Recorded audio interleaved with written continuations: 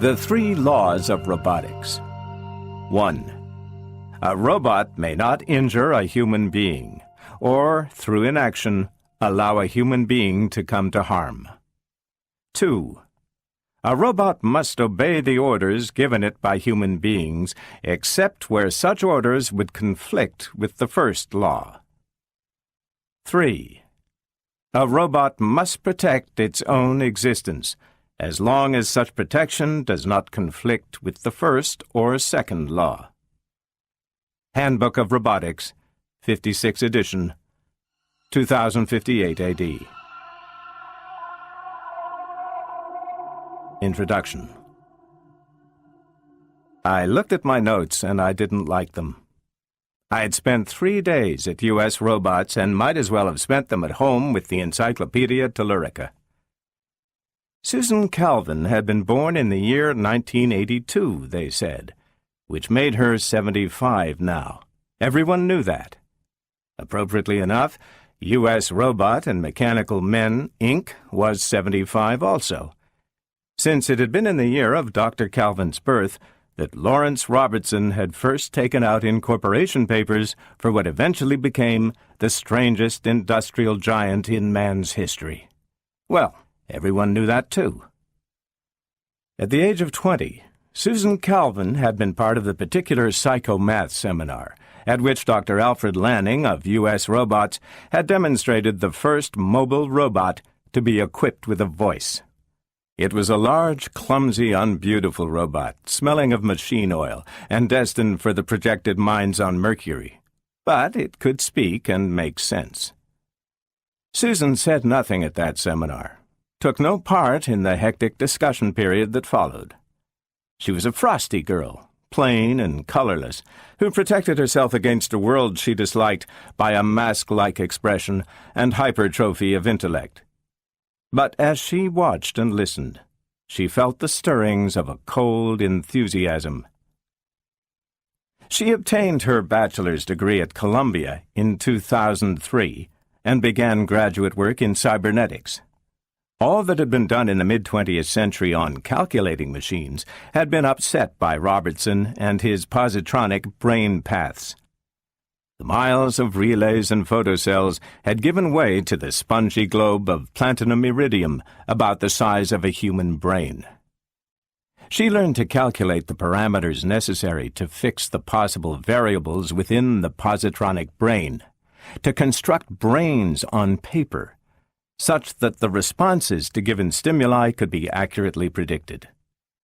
In 2008, she obtained her Ph.D. and joined United States Robots as a robo-psychologist, becoming the first great practitioner of a new science. Lawrence Robertson was still president of the corporation. Alfred Lanning had become director of research.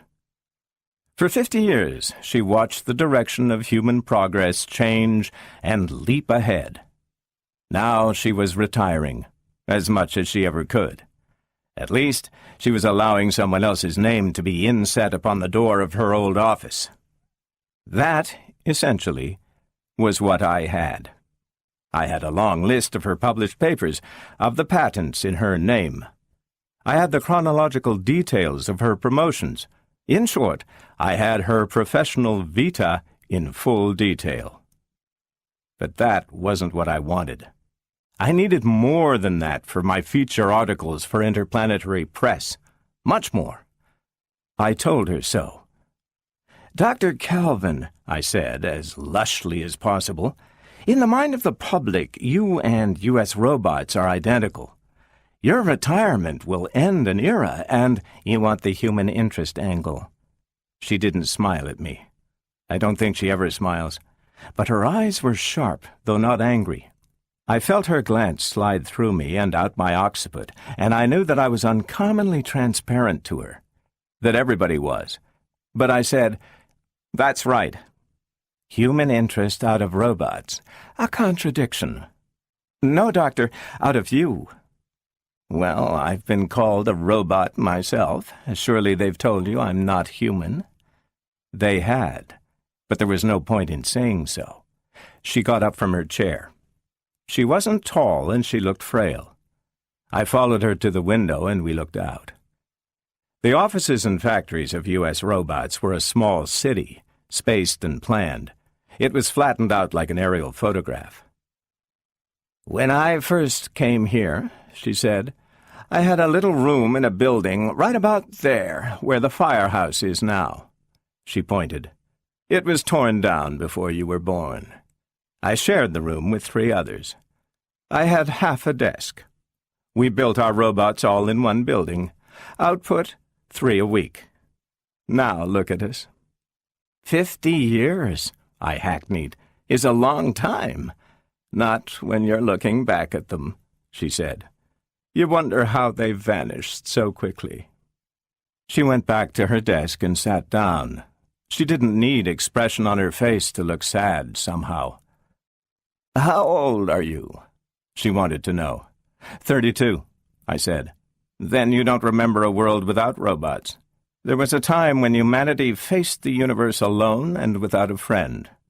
Now he has creatures to help him, stronger creatures than himself, more faithful, more useful, and absolutely devoted to him. Mankind is no longer alone. Have you ever thought of it that way?" "I'm afraid I haven't. May I quote you?" "You may. To you, a robot is a robot. Gears and metal, electricity and positrons, mind and iron. Human-made. If necessary, human-destroyed.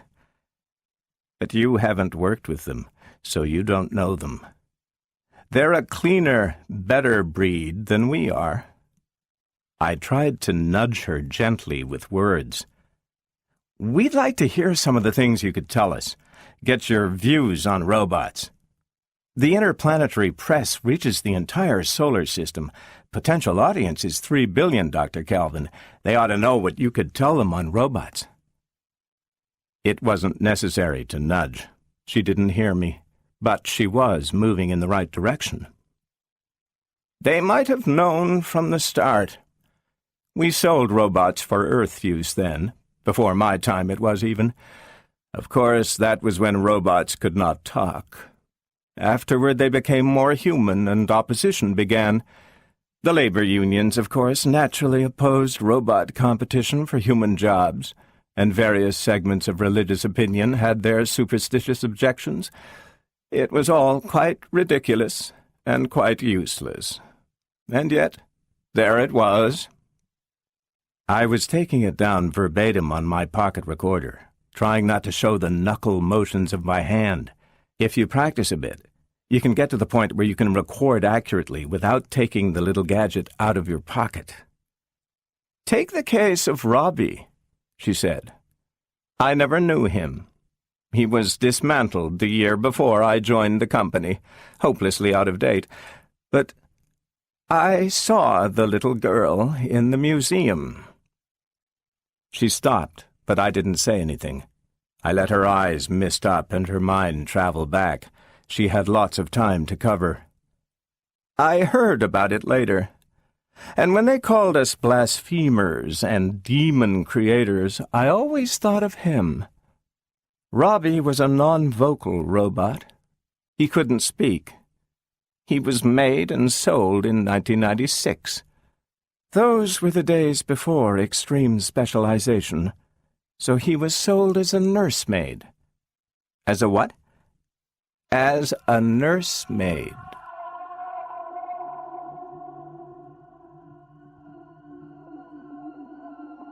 Chapter 1. Robbie. 98, 99, 100! Gloria withdrew her chubby little forearm from before her eyes and stood for a moment, wrinkling her nose and blinking in the sunlight. Then, trying to watch in all directions at once, she withdrew a few cautious steps from the tree against which she had been leaning. She craned her neck to investigate the possibilities of a clump of bushes to the right, and then withdrew farther to obtain a better angle for viewing its dark recesses. The quiet was profound, except for the incessant buzzing of insects and the occasional chirrup of some hardy bird braving the midday sun. Gloria pouted. "I bet he went inside the house, and I've told him 1,000,000 times that that's not fair." With tiny lips pressed together tightly and a severe frown crinkling her forehead, she moved determinedly toward the 2-story building up past the driveway. Too late, she heard the rustling sound behind her, followed by the distinctive and rhythmic clump, clump of Robbie's metal feet. She whirled about to see her triumphing companion emerge from hiding and make for the home tree at full speed. Gloria shrieked in dismay. "Wait, Robbie! That wasn't fair, Robbie! You promised you wouldn't run until I found you!" Her little feet could make no headway at all against Robbie's giant strides. Then, within 10 feet of the goal, Robbie's pace slowed suddenly to the merest of crawls, and Gloria, with one final burst of wild speed, dashed pantingly past him to touch the welcome bark of home tree first. Gleefully she turned on the faithful Robbie, and with the basest of ingratitude rewarded him for his sacrifice by taunting him cruelly for a lack of running ability. "Robbie can't run," she shouted at the top of her 8-year-old voice. "I can beat him any day! I can beat him any day!" She chanted the words in a shrill rhythm. Robbie didn't answer, of course, not in words. He pantomimed running instead, inching away until Gloria found herself running after him as he dodged her narrowly, forcing her to veer in helpless circles, little arms outstretched and fanning at the air. "Robbie!" she squealed. "Stand still!" And the laughter was forced out of her in breathless jerks, until he turned suddenly and caught her up, whirling her round, so that for her the world fell away for a moment with a blue emptiness beneath, and green trees stretching hungrily downward towards the void.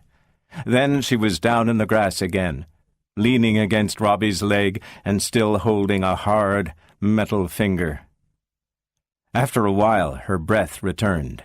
She pushed uselessly at her disheveled hair in vague imitation of one of her mother's gestures, and twisted to see if her dress were torn. She slapped her hand against Robbie's torso. "Bad boy! I'll spank you!" And Robbie cowered, holding his hands over his face so that she had to add, "No, I won't, Robbie. I won't spank you.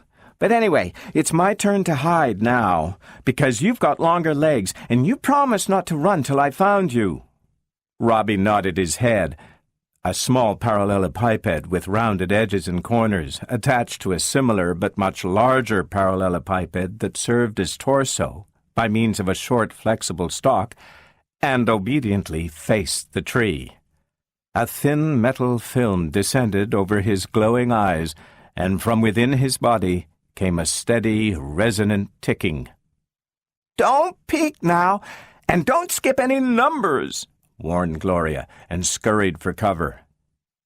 With unvarying regularity, seconds were ticked off, and at the 100th, up went the eyelids, and the glowing red of Robbie's eyes swept the prospect. They rested for a moment on a bit of colorful gingham that protruded from behind a boulder. He advanced a few steps, and convinced himself that it was Gloria who squatted behind it. Slowly, remaining always between Gloria and home tree, he advanced on the hiding place, and when Gloria was plainly in sight and could no longer even theorize to herself that she was not seen, he extended one arm toward her, slapping the other against his leg so that it rang again. Gloria emerged sulkily. "You peeked!" she exclaimed with gross unfairness. "Besides, I'm tired of playing hide-and-seek. I want a ride." But Robbie was hurt at the unjust accusation, so he seated himself carefully and shook his head ponderously from side to side. Gloria changed her tone to one of gentle coaxing immediately. "Come on, Robbie. I didn't mean it about the peeking. Give me a ride." Robbie was not to be won over so easily, though. He gazed stubbornly at the sky and shook his head even more emphatically. "Please, Robbie, please give me a ride." She encircled his neck with rosy arms and hugged tightly. Then, changing moods in a moment, she moved away. "If you don't, I'm going to cry." And her face twisted appallingly in preparation. Hard-hearted Robbie paid scant attention to this dreadful possibility and shook his head a third time. Gloria found it necessary to play her trump card. "If you don't," she exclaimed warmly, "I won't tell you any more stories, that's all. Not one." Robbie gave in immediately and unconditionally before this ultimatum, nodding his head vigorously until the metal of his neck hummed. Carefully he raised the little girl and placed her on his broad, flat shoulders. Gloria's threatened tears vanished immediately, and she crowed with delight. Robbie's metal skin, kept at a constant temperature of 70 by the high-resistance coils within, felt nice and comfortable, while the beautifully loud sound her heels made as they bumped rhythmically against his chest was enchanting. "You're an air coaster, Robbie. You're a big silver air coaster. Hold out your arms straight. You got to, Robbie, if you're going to be an air coaster." The logic was irrefutable. Robbie's arms were wings, catching the air currents, and he was a silver coaster. Gloria twisted the robot's head and leaned to the right. He banked sharply. Gloria equipped the coaster with a motor that went brrrr, and then with weapons that went powie and shh. Pirates were giving chase, and the ship's blasters were coming into play. The pirates dropped in a steady rain. "Got another one! 2 more!" she cried. Then, "Faster, men!" Gloria said pompously. "We're running out of ammunition." She aimed over her shoulder with undaunted courage, and Robbie was a blunt-nosed spaceship zooming through the void at maximum acceleration. Clear across the field he sped, to the patch of tall grass on the other side, where he stopped with a suddenness that evoked a shriek from his flushed rider, and then tumbled her onto the soft green carpet. Gloria gasped and panted, and gave voice to intermittent whispered exclamations of, "That was nice!" Robbie waited until she had caught her breath, and then pulled gently at a lock of hair. "You want something?" said Gloria, eyes wide in an apparently artless complexity that fooled her huge nursemaid not at all. He pulled the curl harder. "Oh, I know. You want a story." Robbie nodded rapidly. "Which one?" Robbie made a semicircle in the air with one finger. The little girl protested. "Again? I've told you Cinderella 1,000,000 times. Aren't you tired of it? It's for babies." Another semicircle. "Oh, hell!" Gloria composed herself, ran over the details of the tale in her mind, together with her own elaborations, of which she had several, and began. "Are you ready? Well, once upon a time, there was a beautiful little girl whose name was Ella, and she had a terribly cruel stepmother and 2 very ugly and very cruel stepsisters, and—" Gloria was reaching the very climax of the tale. Midnight was striking, and everything was changing back to the shabby original's lickety-split, while Robbie listened tensely with burning eyes, when the interruption came. "Gloria!" It was the high-pitched sound of a woman who had been calling not once but several times, and had the nervous tone of one in whom anxiety was beginning to overcome impatience. "Mamma's calling me," said Gloria, not quite happily. "You'd better carry me back to the house, Robbie."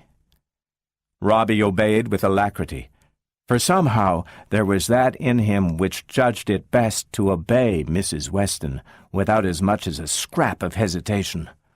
Gloria's father was rarely home in the daytime, except on Sunday. Today, for instance, and when he was, he proved a genial and understanding person.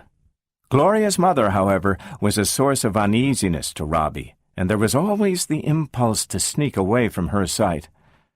Mrs. Weston caught sight of them the minute they rose above the masking tufts of long grass and retired inside the house to wait.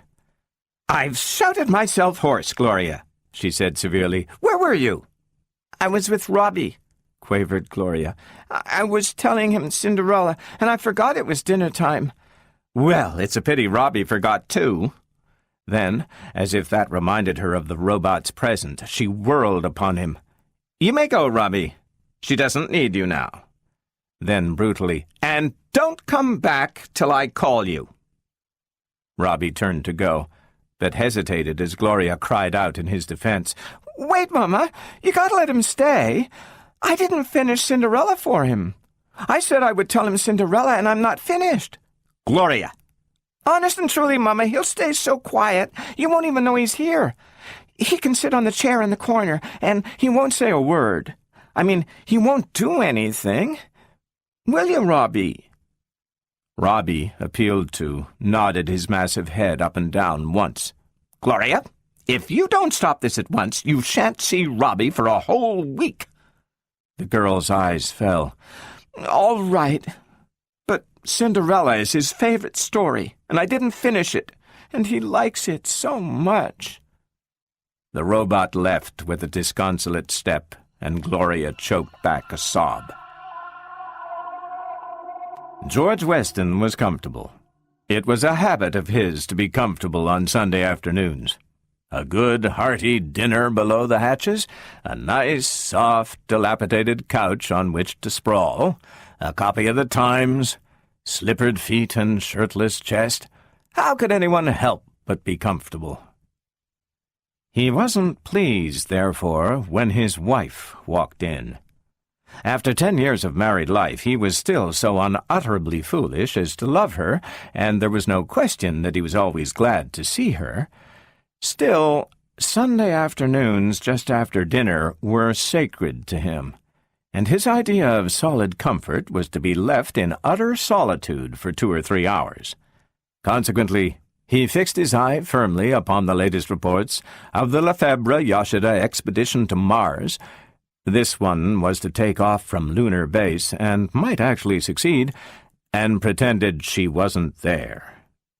Mrs. Weston waited patiently for 2 minutes, then impatiently for 2 more, and finally broke the silence.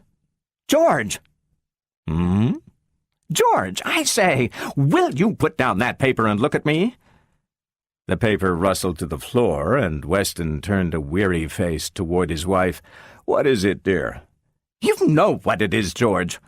It's Gloria and that terrible machine. What terrible machine? Now, don't pretend you don't know what I'm talking about. It's that robot Gloria calls Robbie. He doesn't leave her for a moment. Well, why should he? He's not supposed to. And he certainly isn't a terrible machine. He's the best darn robot money can buy, and I'm damn sure he set me back half a year's income. He's worth it, though. Darn sight cleverer than half my office staff. He made a move to pick up the paper again, but his wife was quicker and snatched it away. You listen to me, George. I won't have my daughter entrusted to a machine. And I don't care how clever it is. It has no soul, and no one knows what it may be thinking. A child just isn't made to be guarded by a thing of metal. Weston frowned. When did you decide this? He's been with Gloria 2 years now, and I haven't seen you worried till now. It was different at first. It was a novelty. It took a load off me, and it was a fashionable thing to do, but now I don't know. The neighbors... Well, what have the neighbors to do with it? Now look, a robot is infinitely more to be trusted than a human nursemaid. Robbie was constructed for only one purpose, really, to be the companion of a little child. His entire mentality has been created for the purpose. He just can't help being faithful and loving and kind. He's a machine, made so.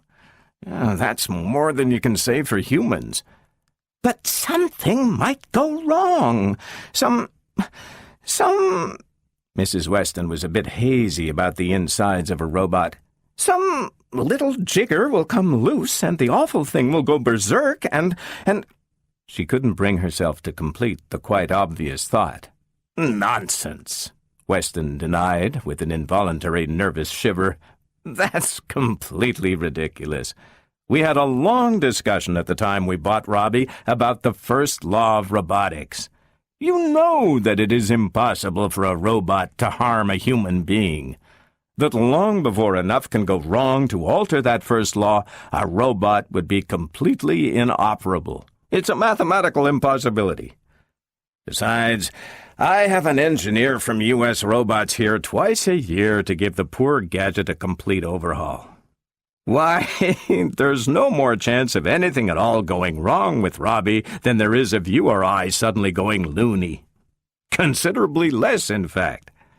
Besides, how are you going to take him away from Gloria?" He made another futile stab at the paper, and his wife tossed it angrily into the next room. "That's just it, George. She won't play with anyone else. There are dozens of little boys and girls that she should make friends with, but she won't. She won't go near them unless I make her. That's no way for a little girl to grow up. You want her to be normal, don't you? You want her to be able to take her part in society?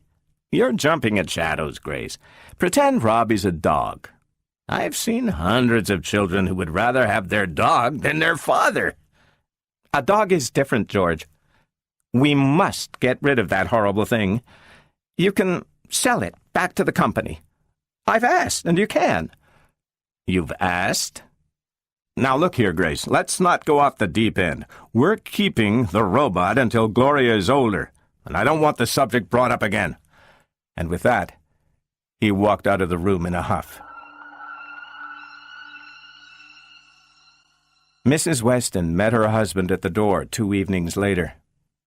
"You'll have to listen to this, George. There's bad feeling in the village." "About what?" asked Weston. He stepped into the washroom and drowned out any possible answer by the splash of water. Mrs. Weston waited. She said, "About Robbie." Weston stepped out, towel in hand, face red and angry. "What are you talking about?" "Oh, it's been building up and building up. I've tried to close my eyes to it, but I'm not going to anymore. Most of the villagers consider Robbie dangerous. Children aren't allowed to go near our place in the evenings. We trust our child with the thing.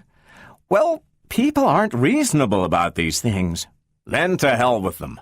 Saying that doesn't solve the problem. I've got to do my shopping down there. I've got to meet them every day. And it's even worse in the city these days when it comes to robots. New York has just passed an ordinance keeping all robots off the streets between sunset and sunrise." "All right, but they can't stop us from keeping a robot in our home." "Grace, this is one of your campaigns. I recognize it, but it's no use. The answer is still no. We're keeping Robbie." And yet, he loved his wife. And what was worse, his wife knew it. George Weston, after all, was only a man, poor thing, and his wife made full use of every device which a clumsier and more scrupulous sex has learned, with reason and futility, to fear. 10 times in the ensuing week he cried, "Robbie stays, and that's final." And each time it was weaker and accompanied by a louder and more agonized groan. Came the day at last when Weston approached his daughter guiltily and suggested a beautiful Visivox show in the village. Gloria clapped her hands happily. "Can Robbie go?" "No, dear," he said, and winced at the sound of his voice. "They won't allow robots at the Visivox, but you can tell him all about it when you get home." He stumbled all over the last few words and looked away. Gloria came back from town, bubbling over with enthusiasm, for the Visivox had been a gorgeous spectacle indeed. She waited for her father to maneuver the jet car into the sunken garage. "Wait till I tell Robbie, Daddy. He would have liked it like anything, especially when Francis Fran was backing away so quietly and backed right into one of the leopard men and had to run." She laughed again. "Daddy, are there really leopard men on the moon?" "Probably not," said Weston absently. "It's just funny make-believe. He couldn't take much longer with the car. He'd have to face it. Gloria ran across the lawn. "Robbie! Robbie!" Then she stopped suddenly at the sight of a beautiful collie which regarded her out of serious brown eyes as it wagged its tail on the porch. "Oh, what a nice dog!" Gloria climbed the steps, approached cautiously, and patted it. "Is it for me, Daddy?" Her mother had joined them. "Yes, it is, Gloria. Isn't it nice? Soft and furry? It's very gentle. It likes little girls. Can he play games? Surely. He can do any number of tricks. Would you like to see some? Right away. I want Robbie to see him too. Robbie!" She stopped uncertainly and frowned. "I'll bet he's just staying in his room because he's mad at me for not taking him to the Visivox. You'll have to explain to him, Daddy. He might not believe me, but he knows if you say it, it's so." Weston's lips grew tighter. He looked toward his wife, but could not catch her eye. Gloria turned precipitously and ran down the basement steps, shouting as she went, "Robbie? Come and see what Daddy and Mama brought me. They brought me a dog, Robbie." In a minute she had returned, a frightened little girl. "Mama, Robbie isn't in his room. Where is he?" There was no answer, and George Weston coughed and was suddenly extremely interested in an aimlessly drifting cloud. Gloria's voice quavered on the verge of tears. "Where's Robbie, Mama?" Mrs. Weston sat down and drew her daughter gently to her. "Don't feel bad, Gloria. Robbie has gone away, I think." "Gone away? Where? Where's he gone, Mama?" "No one knows, darling. He just walked away. We've looked, and we've looked, and we've looked for him, but we can't find him." "You mean he'll never come back again?" Her eyes were round with horror. "We may find him soon. We'll keep looking for him. And meanwhile, you can play with your nice new doggie. Oh, look at him! His name is Lightning, and he can—" But Gloria's eyelids had overflowed. "I don't want the nasty dog. I want Robbie. I want you to find me Robbie." Her feelings became too deep for words, and she spluttered into a shrill wail. Mrs. Weston glanced at her husband for help, but he merely shuffled his feet morosely and did not withdraw his ardent stare from the heavens, so she bent to the task of consolation. "Why do you cry, Gloria? Robbie was only a machine, just a nasty old machine. He wasn't alive at all." "He was not no machine!" screamed Gloria, fiercely and ungrammatically. "He was a person, just like you and me, and he was my friend. I want him back. Oh, Mama, I want him back." Her mother groaned in defeat and left Gloria to her sorrow. "Let her have her cry out," she told her husband. "Childish griefs are never lasting. In a few days she'll forget that awful robot ever existed." But time proved Mrs. Weston a bit too optimistic. To be sure, Gloria ceased crying, but she ceased smiling too, and the passing days found her ever more silent and shadowy. Gradually, her attitude of passive unhappiness wore Mrs. Weston down, and all that kept her from yielding was the impossibility of admitting defeat to her husband. Then, one evening, she flounced into the living room, sat down, folded her arms, and looked boiling mad. Her husband stretched his neck in order to see her over his newspaper. "What now, Grace?" "It's that child, George. I've had to send back the dog today. Gloria positively couldn't stand the sight of him, she said. She's driving me into a nervous breakdown." Weston laid down the paper, and a hopeful gleam entered his eye. Maybe we ought to get Robbie back. It might be done, you know. I can get in touch with—" "No," she replied grimly. "I won't hear of it. We're not giving up that easily. My child shall not be brought up by a robot if it takes years to break her of it." Weston picked up his paper again with a disappointed air. "A year of this will have me prematurely gray." "Oh, you're a big help, George," was the frigid answer. "What Gloria needs is a change of environment.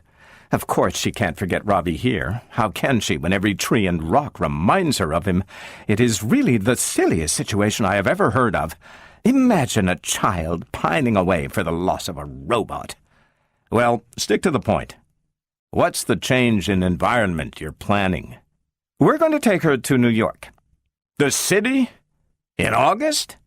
Say, do you know what New York is like in August? It's unbearable." "Millions do bear it." "They don't have a place like this to go to. If they didn't have to stay in New York, they wouldn't." "Well, we have to. I say we're leaving now, or as soon as we can make the arrangements. In the city, Gloria will find sufficient interests and sufficient friends to perk her up and make her forget that machine." "Oh, Lord," groaned the lesser half. "Those frying pavements!" "We have to," was the unshaken response. "Gloria has lost 5 pounds in the last month, and my little girl's health is more important to me than your comfort." "It's a pity you didn't think of your little girl's health before you deprived her of her pet robot," he muttered, but to himself. Gloria displayed immediate signs of improvement when told of the impending trip to the city. She spoke little of it, but when she did, it was always with lively anticipation. Again she began to smile and to eat with something of her former appetite. Mrs. Weston hugged herself for joy and lost no opportunity to triumph over her still skeptical husband. "You see, George, she helps with the packing like a little angel and chatters away as if she hadn't a care in the world. It's just as I told you. All we need to do is substitute other interests." Was the skeptical response.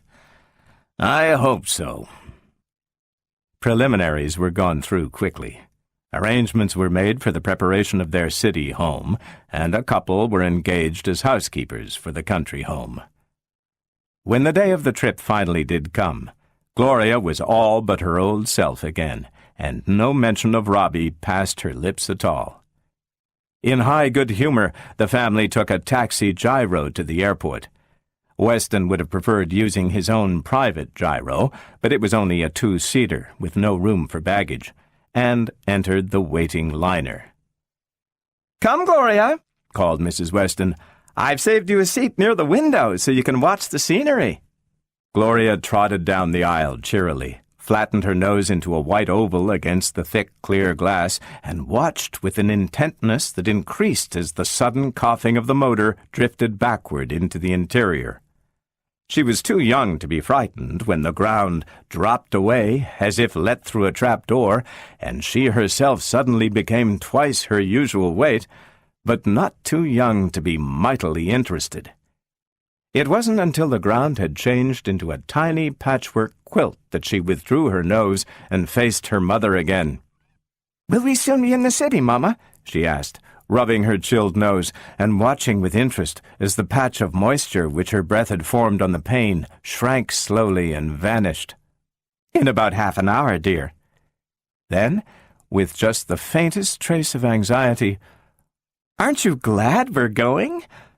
Don't you think you'll be very happy in the city, with all the buildings and people and things to see? We'll go to the Visivox every day and see shows, and go to the circus and the beach and—" "Yes, Mama," was Gloria's unenthusiastic rejoinder. The liner passed over a bank of clouds at that moment, and Gloria was instantly absorbed in the unusual spectacle of clouds underneath one. Then they were over clear sky again, and she turned to her mother with a sudden mysterious air of secret knowledge. "I know why we're going to the city, Mama." "Do you?" Mrs. Weston was puzzled. "Why, dear?" "You didn't tell me because you wanted it to be a surprise, but I know." For a moment, she was lost in admiration at her own acute penetration, and then she laughed gaily. "We're going to New York so we can find Robbie, aren't we? With detectives." The statement caught George Weston in the middle of a drink of water, with disastrous results. There was a sort of strangled gasp, a geyser of water, and then a bout of choking coughs. When all was over, he stood there, a red-faced, water-drenched, and very, very annoyed person. Mrs. Weston maintained her composure, but when Gloria repeated her question in a more anxious tone of voice, she found her temper rather bent. "Maybe," she retorted tartly. "Now sit and be still, for heaven's sake."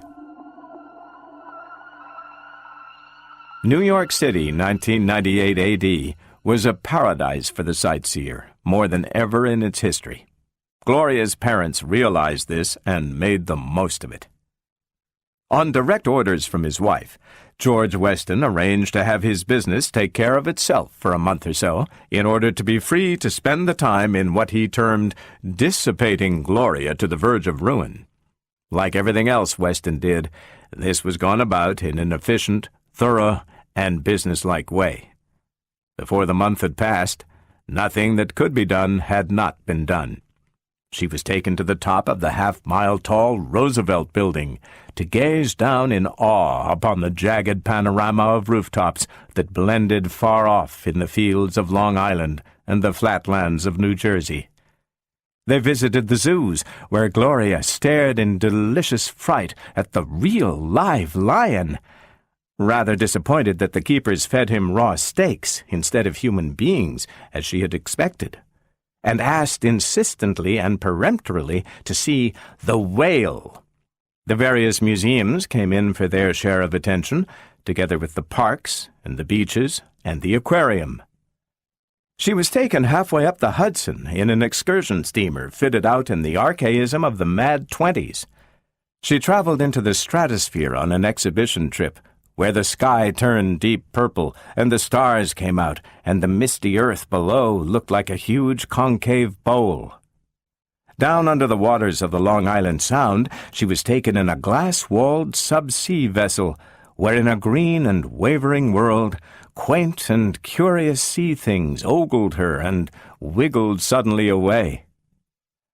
On a more prosaic level, Mrs. Weston took her to the department stores, where she could revel in another type of fairyland. In fact, when the month had nearly sped, the Westons were convinced that everything conceivable had been done to take Gloria's mind once and for all off the departed Robbie. But they were not quite sure they had succeeded. The fact remained that wherever Gloria went, she displayed the most absorbed and concentrated interest in such robots as happened to be present. No matter how exciting the spectacle before her, nor how novel to her girlish eyes, she turned away instantly if the corner of her eye caught a glimpse of metallic movement. Mrs. Weston went out of her way to keep Gloria away from all robots, and the matter was finally climaxed in the episode at the Museum of Science and Industry. The museum had announced a special children's program in which exhibits of scientific witcheries scaled down to the child mind were to be shown. The Westons, of course, placed it upon their list of absolutely. It was while the Westons were standing totally absorbed in the exploits of a powerful electromagnet that Mrs. Weston suddenly became aware of the fact that Gloria was no longer with her. Initial panic gave way to calm decision, and, enlisting the aid of 3 attendants, a careful search was begun. Gloria, of course, was not one to wander aimlessly, however. For her age, she was an unusually determined and purposeful girl, quite full of the maternal genes in that respect. She had seen a huge sign on the 3rd floor which had said, "This way to the talking robot." Having spelled it out to herself, and having noticed that her parents did not seem to wish to move in the proper direction, she did the obvious thing. Waiting for an opportune moment of parental distraction, she calmly disengaged herself and followed the sign. The talking robot was a tour de force, a thoroughly impractical device possessing publicity value only. Once an hour, an escorted group stood before it and asked questions of the robot engineer in charge in careful whispers. Those the engineer decided were suitable for the robot circuits were transmitted to the talking robot. It was rather dull. It may be nice to know that the square of 14 is 196, that the temperature at the moment is 72 degrees Fahrenheit, and the air pressure 30.02 inches of mercury, that the atomic weight of sodium is 23, but one doesn't really need a robot for that. One especially does not need an unwieldy, totally immobile mass of wires and coils spreading over 25 square yards. Few people bothered to return for a second helping, but one girl, in her middle teens, sat quietly on a bench, waiting for a third. She was the only one in the room when Gloria entered. Gloria did not look at her. To her at the moment, another human being was but an inconsiderable item. She saved her attention for this large thing with the wheels. For a moment, she hesitated in dismay. It didn't look like any robot she had ever seen. Cautiously and doubtfully, she raised her treble voice. "Please, Mr. Robot, sir. Are you the talking robot, sir?" She wasn't sure, but it seemed to her that a robot that actually talked was worth a great deal of politeness. The girl in her mid-teens allowed a look of intense concentration to cross her thin, plain face. She whipped out a small notebook and began writing in rapid pothooks. There was an oily whir of gears, and a mechanically timbred voice boomed out in words that lacked accent and intonation. "I am the robot that talks." Gloria stared at it ruefully. It did talk, but the sound came from inside somewheres. There was no face to talk to. She said, "Can you help me, Mr. Robot, sir?" The talking robot was designed to answer questions, and only such questions as it could answer had ever been put to it. It was quite confident of its ability, therefore. "I can help you." "Thank you, Mr. Robot, sir. Have you seen Robbie?" "Who is Robbie?" "He's a robot, Mr. Robot, sir." She stretched to tiptoes.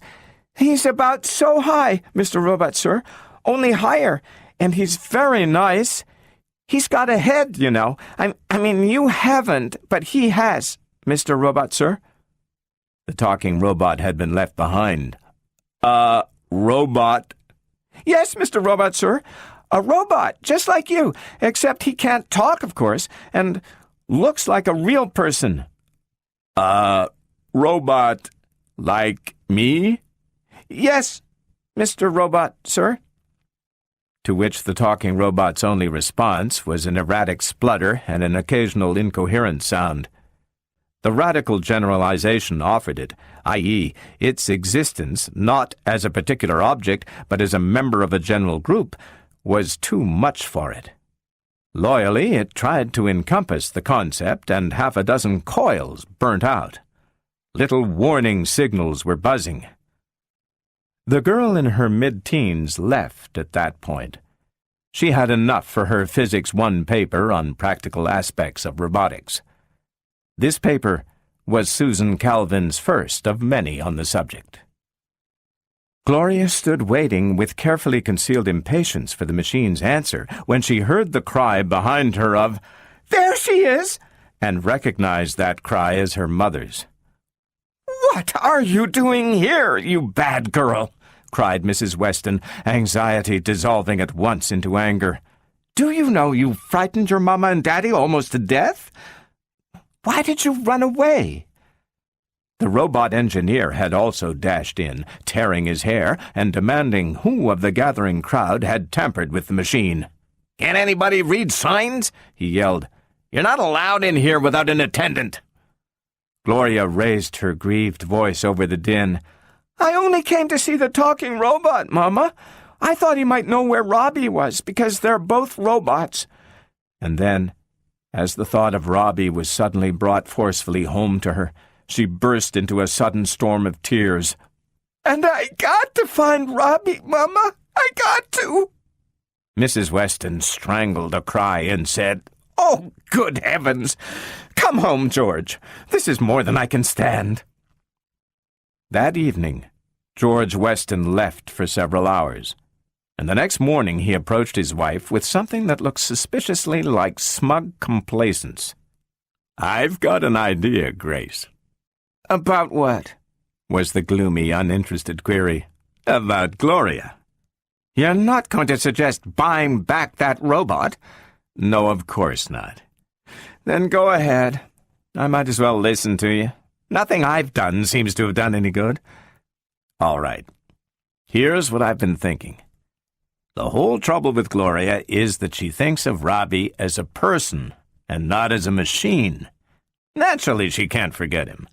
Now, if we manage to convince her that Robbie was nothing more than a mess of steel and copper in the form of sheets and wires with electricity its juice of life, how long would her longings last? It's the psychological attack, if you see my point." "How do you plan to do it?" "Simple. Where do you suppose I went last night? I persuaded Robertson of U.S. Robots and Mechanical Men, Inc., to arrange for a complete tour of his premises tomorrow. The three of us will go, and by the time we're through, Gloria will have it drilled into her that a robot is not alive." Mrs. Weston's eyes widened gradually, and something glinted in her eyes that was quite like sudden admiration. "Why, George, that's a good idea." And George Weston's vest buttons strained. "Only kind I have," he said. Mr. Struthers was a conscientious general manager, and naturally inclined to be a bit talkative. The combination, therefore, resulted in a tour that was fully explained, perhaps even overabundantly explained, at every step. However, Mrs. Weston was not bored. Indeed, she stopped him several times and begged him to repeat his statements in simpler language so that Gloria might understand. Under the influence of this appreciation of his narrative powers, Mr. Struthers expanded genially and became ever more communicative, if possible. George Weston himself showed a gathering impatience. "Pardon me, Struthers," he said, breaking into the middle of a lecture on the photoelectric cell. "Haven't you a section of the factory where only robot labor is employed?" "Eh? Oh, yes. Yes, indeed." He smiled at Mrs. Weston. "A vicious circle, in a way. Robots creating more robots. Of course, we are not making a general practice out of it. For one thing, the unions would never let us. But we can turn out a very few robots using robot labor exclusively, merely as a sort of scientific experiment. You see," he tapped his pince-nez into one palm argumentatively, "what the labor unions don't realize, and I say this as a man who has always been very sympathetic with the labor movement in general, is that the advent of the robot, while involving some dislocation to begin with, will inevitably—" "Yes, Struthers," said Weston, "but about that section of the factory you speak of, may we see it? It would be very interesting, I'm sure." Yes, of course." Mr. Struthers replaced his pince-nez in one conclusive movement and gave vent to a soft cough of discomfiture. "Follow me, please." He was comparatively quiet while leading the three through a long corridor and down a flight of stairs. Then, when they had entered a large, well-lit room that buzzed with metallic activity, the sluices opened and the flood of explanation poured forth again. "There you are," he said with pride in his voice. "Robots only. 5 men act as overseers, and they don't even stay in this room. In 5 years, that is, since we began this project, not a single accident has occurred. Of course, the robots here assembled are comparatively simple, but—" The general manager's voice had long died to a rather soothing murmur in Gloria's ears. The whole trip seemed rather dull and pointless to her, though there were many robots in sight. None were even remotely like Robbie, though, and she surveyed them with open contempt. In this room, there weren't any people at all, she noticed. Then her eyes fell upon 6 or 7 robots busily engaged at a round table halfway across the room. They widened in incredulous surprise. It was a big room. She couldn't see for sure, but one of the robots looked like... It was Robbie! Her shriek pierced the air, and one of the robots about the table faltered and dropped the tool he was holding. Gloria went almost mad with joy. Squeezing through the railing before either parent could stop her, she dropped lightly to the floor a few feet below and ran toward her Robbie, arms waving and hair flying. And the three horrified adults, as they stood frozen in their tracks, saw what the excited little girl did not see: a huge, lumbering tractor bearing blindly down upon its appointed track. It took split seconds for Weston to come to his senses, and those split seconds meant everything, for Gloria could not be overtaken. Although Weston vaulted the railing in a wild attempt, it was obviously hopeless. Mr. Struthers signaled wildly to the overseers to stop the tractor, but the overseers were only human, and it took time to act. It was only Robbie that acted immediately and with precision. With metal legs eating up the space between himself and his little mistress, he charged down from the opposite direction. Everything then happened at once. With one sweep of an arm, Robbie snatched up Gloria, slackening his speed not one iota, and consequently knocking every breath of air out of her. Weston, not quite comprehending all that was happening, felt rather than saw Robbie brush past him and came to a sudden, bewildered halt. The tractor intersected Gloria's path half a second after Robbie had, rolled on 10 feet further, and came to a grinding, long-drawn-out stop. Gloria regained her breath, submitted to a series of passionate hugs on the part of both her parents, and turned eagerly toward Robbie. As far as she was concerned, nothing had happened except that she had found her friend. But Mrs. Weston's expression had changed from one of relief to one of dark suspicion. She turned to her husband and, despite her disheveled and undignified appearance, managed to look quite formidable. "You engineered this, didn't you?" George Weston swabbed at a hot forehead with his handkerchief. His hand was unsteady, and his lips could curve only into a tremulous and exceedingly weak smile. Mrs. Weston pursued the thought. "Robbie wasn't designed for engineering or construction work. He couldn't be of any use to them. You had him placed there deliberately so that Gloria would find him. You know you did." "Well, I did," said Weston. "But, Grace, how was I to know the reunion would be so violent? And Robbie has saved her life. You'll have to admit that.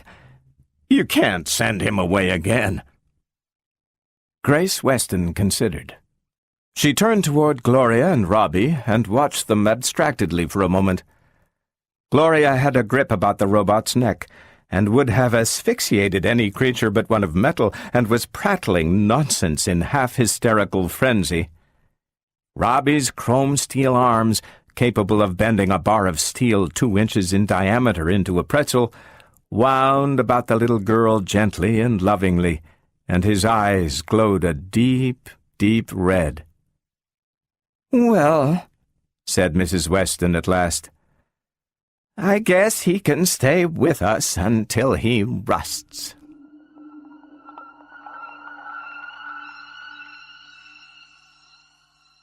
Susan Calvin shrugged her shoulders. "Of course he didn't. That was 1998. By 2002, we had invented the mobile speaking robot, which, of course, made all the non-speaking models out of date, and which seemed to be the final straw as far as the non-robot elements were concerned. Most of the world governments banned robot use on Earth for any purpose other than scientific research between 2003 and 2007. So that Gloria had to give up Robbie eventually? I'm afraid so. I imagine, however, that it was easier for her at the age of 15 than at 8. Still, it was a stupid and unnecessary attitude on the part of humanity. U.S. Robots hit its low point, financially, just about the time I joined them in 2007. At first, I thought my job might come to a sudden end in a matter of months, but then we simply developed the extraterrestrial market. And then you were set, of course. Not quite. We began by trying to adapt the models we had on hand. Those first speaking models, for instance, they were about 12 feet high, very clumsy and not much good. We sent them out to Mercury to help build the mining station there, but that failed. I looked up in surprise. It did? Why, Mercury Mines is a multi-billion-dollar concern. It is now. But it was a second attempt that succeeded. If you want to know about that, young man, I'd advise you to look up Gregory Powell. He and Michael Donovan handled our most difficult cases in the teens and 20s. I haven't heard from Donovan in years. But Powell is living right here in New York. He's a grandfather now, which is a thought difficult to get used to. I can only think of him as a rather young man. Of course, I was younger, too. I tried to keep her talking. If you would give me the bare bones, Dr. Calvin, I could have Mr. Powell fill it in afterward. And this was exactly what I later did. She spread her thin hands out upon the desk and looked at them. "There are 2 or 3, she said, that I know a little about." "Start with Mercury," I suggested. "Well, I think it was in 2015 that the second Mercury expedition was sent out. It was exploratory and financed in part by U.S. Robots and in part by Solar Minerals. It consisted of a new type robot, still experimental. Gregory Powell, Michael Donovan,